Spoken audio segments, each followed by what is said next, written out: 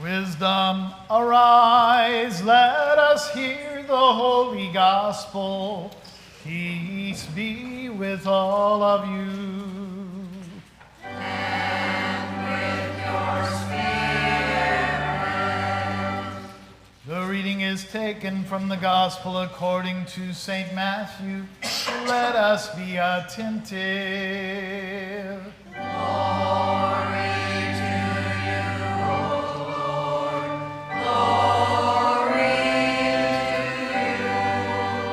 The Lord said this parable. A man going on a journey called his servants and entrusted to them his property. To one he gave 5 talents, to another 2, to another 1, to each according to his ability. Then he went away. He who had received the 5 talents went at once and traded with them, and he made 5 talents more. So also he who had the 2 talents made 2 more talents. But he who had received the 1 talent went and dug in the ground and hid his master's money. Now after a long time, the master of those servants came and settled accounts with them. And he who had received the 5 talents came forward, bringing 5 talents more, saying, Master, you have delivered to me 5 talents. Here, I have made you 5 talents more. His master said to him, Well done, good and faithful servant. You have been faithful over a little. I will set you over much. Enter into the joy of your master. And he also who had the 2 talents came forward, saying, Master, you delivered to me 2 talents. Here, I have made 2 talents more. His master said to him, Well done, good and faithful servant. You have been faithful over a little. I will set you over much. Enter into the joy of your master. He also who had received the 1 talent came forward, saying, Master, I knew you to be a hard man, reaping where you did not sow and gathering where you did not winnow. So I was afraid, and I went and hid your talent in the ground. Here you have what is yours. But his master answered him, You wicked and slothful servant, you knew that I reap where I have not sown and gather where I have not winnowed. Then you ought to have invested my money with the bankers, and at my coming I should have received what was my own with interest. So take the talent from him and give it to him who has the 10 talents. For to everyone who has more will be given, and he will have abundance.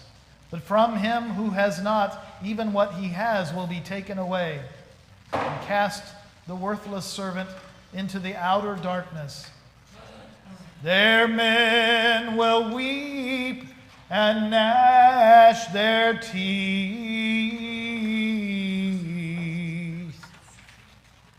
As he said these things, he cried out, He who has ears to hear, let him hear.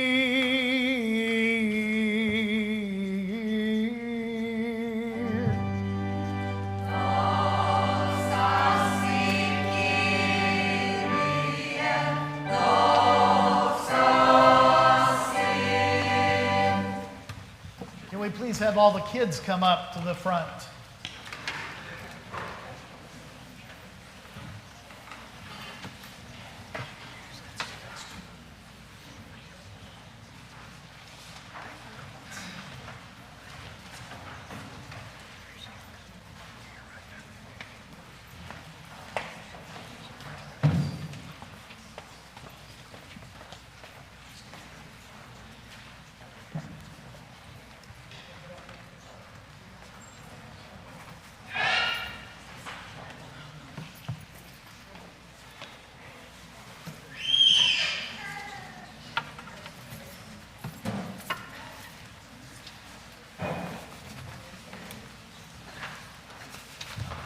My goodness, look at all of you up here this morning.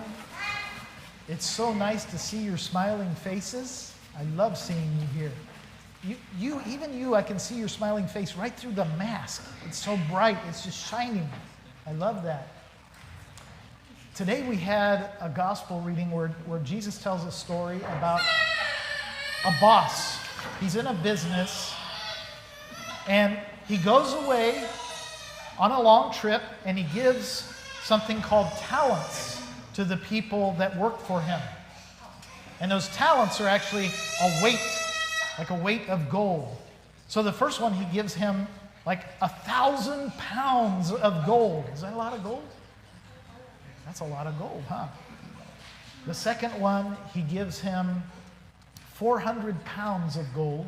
And the third one, he gives him 100 pounds of gold. That's still a lot, huh? And so when he goes away, now this master he's a businessman. He uses his money to make other money, right? And he goes away on a long trip after he's given this to everybody. And the two first ones, they're smart. They know how his business works. And so they take his gold and they invest it in business. They do all these things with it. And the other one, though, the third one, what does he do with it? Were you listening to the gospel reading? What did the third one do with his 100 pounds of gold? He buried it in the ground. He was afraid. He was afraid of making mistakes. The other two weren't afraid of making mistakes. The master didn't really care about mistakes that much. He cared whether they tried. And so the first one made just as much gold back. He made another 1,000 pounds of gold back for the master by investing it, and the businesses that he invested it in made money. And the second one, the same thing. He doubled his master's money. The third one, his master wasn't too happy with him because he had this gift, this wonderful gift that the master had given him, and he didn't do anything with it at all. Can you imagine your parents burying a treasure in your backyard and them saying, look, I buried a treasure chest, and it's full of gold, and I want you to go on an adventure. I want you to spend the rest of your days while you're growing up searching for it. Go out in the backyard and try to find that secret place where I've hidden it. And then when you find it, I want you to take it and use it. Use it for the family and use it for the neighbors. There's people around you who are poor. You help those other people with it. Now, what do you think your parents would think if after 5 years you never spent any time at all searching for that treasure? Would they be happy with you? They would not, would they? No. They would want you to spend your time digging for that. They wouldn't care if you dug up your whole backyard, would they? Because that treasure is really valuable, and you could help so many people with it. Well, you have a question? Couldn't you just watch it? No, they want you to spend time trying to work at learning where that treasure is and figuring it out. That's part of the fun. Would it be an adventure if you just watched? No, that wouldn't be much of an adventure at all, would it? So the master in this story is actually God. And he gives us gifts, spiritual gifts at our baptism, and they're really heavy like gold. They're heavy to the world. They're worth a lot. These gifts that you have, they're worth so much. And do you know that there's some people that go their whole lives without trying to figure out what their spiritual gifts are? And they never use them to help God make a profit. What does God look at as a profit? Is it money? God doesn't care about money, does he? He owns all the money in the world. He doesn't care about that. How does God make a profit? God makes a profit when you use your gifts that God gave you to go out and to unite, well, first of all, to unite yourself to him, and second of all, He wants you to unite your neighbors, the people around you, the people that you go to school with, the people that you work with. He wants all the people that you come in contact with every day. He wants you to use your gifts to unite them with Him. You just used one of your gifts today. You read in front of everybody beautifully. We appreciate that. That's a wonderful gift to use. And you'll spend the rest of your life discovering, going out and digging for what your other gifts are.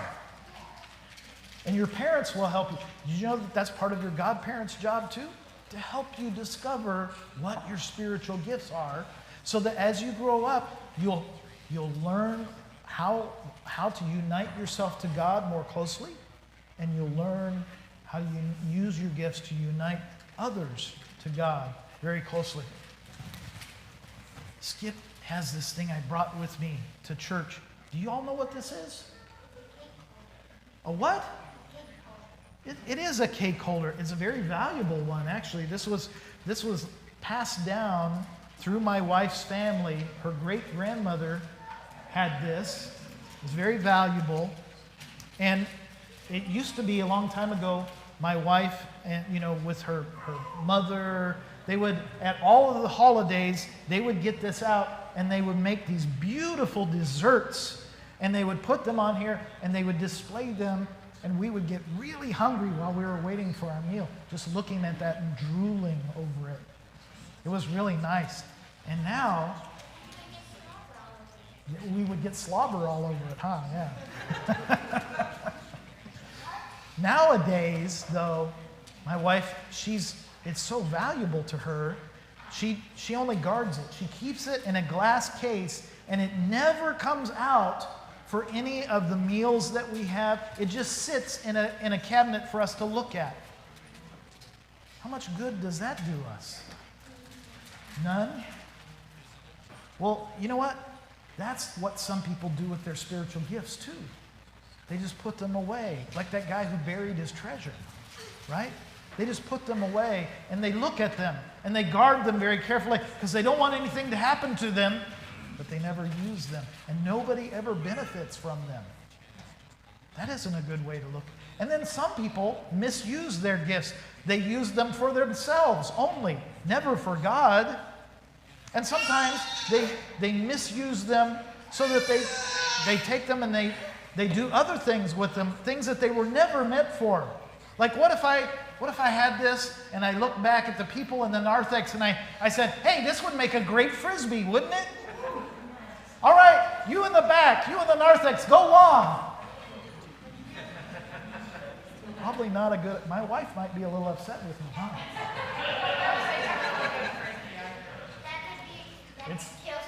It could kill somebody. It's not a good Frisbee. It's not made for that, is it? So we spend our lives, we're supposed to spend our lives trying to find out what our spiritual gifts are. And then not being afraid to make a mistake like that guy at the end of the story, the one who only got one talent. Not like him. We don't be afraid like that and not try to use our gifts. We'll make mistakes. God knows that. He wants us to grow. He wants us to learn how to use our gifts. So we try, we use them, we practice at them, and we get better at them the more and more we go along. So that when on the last day, at the end of eternity, at the end of creation, I should say, at the end of time, when we all stand before God, He'll say to us, like He did to those first two servants, He'll look down at us and He'll say, well done, good and faithful servant. You used your gifts and you made me a prophet. You united yourself to me, God, and you went around to all of the people that you know, and you used your gifts in a way that made me a prophet with them. You united them to me. How beautiful would that be? Can't you just imagine that? May God give us all strength to go out and find on that adventure what our gifts are, and to learn to use them little by little, more and more, until we can learn to make God a prophet with them. In the name of the Father, and the Son, and the Holy Spirit.